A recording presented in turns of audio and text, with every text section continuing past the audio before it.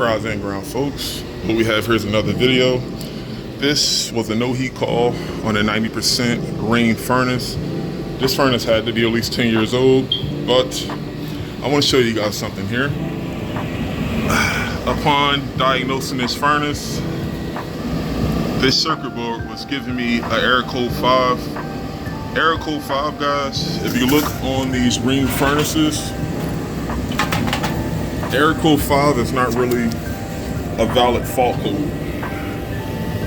As you can see, this goes up from 1 blink to 4.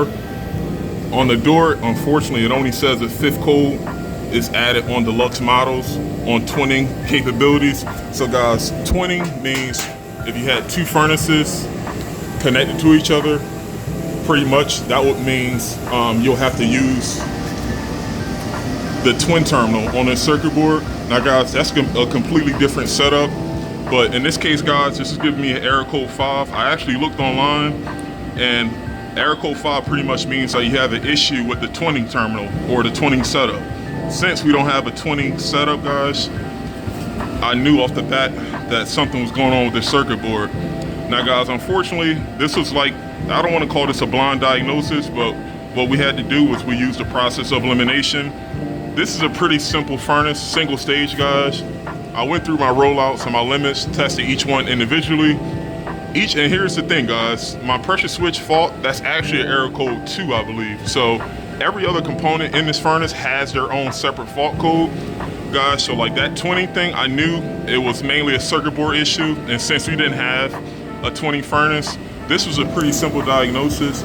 But guys, the reason why I'm making this video, for those that troubleshoot circuit boards, and I mean this absolutely, never overlook the obvious, okay? The obvious in this case, guys, this thing was telling me that I had an error code that wasn't even hooked up. Whenever you guys have a circuit board that gives you a fault code and you tested that fault code and that part or situation is not happening, always start first with a new circuit board.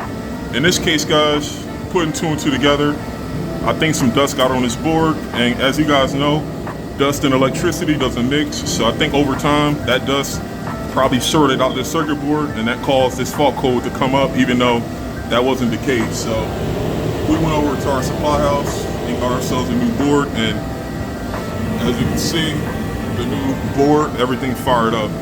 But guys, I definitely wanted to make this video so you guys know, never overlook the obvious. Like I said, some units will get you, you know, and unfortunately, guys, on some circuit boards, it could give you more than one fault code. But if you guys are out diagnosing and you take your time, eliminate everything one by one. What that means, guys, is don't go jumping out everything together. What that means is if you're testing your limit switch, isolate that limit switch by itself. Don't start taking apart more than one component, because that could confuse your diagnosis, and that could often lead you down the wrong path.